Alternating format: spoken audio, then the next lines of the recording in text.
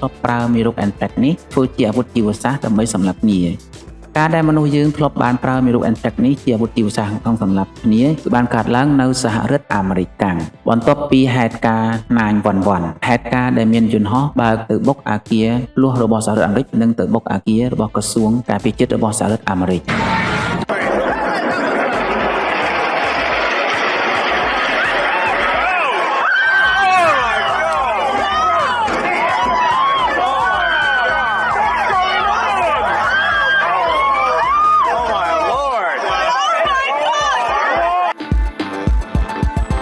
បន្ទាប់មកក្រោយហេតុការណ៍911នៅថ្ងៃទី17ខែកញ្ញាឆ្នាំ2001មានជនមិនស្គាល់មុខបានផ្ញើប្រអប់សម្បត្តិទៅកាន់ការិយាល័យព័ត៌មានធំៗរបស់សហរដ្ឋអាមេរិកជាច្រើនកន្លែងដូចជា ABC,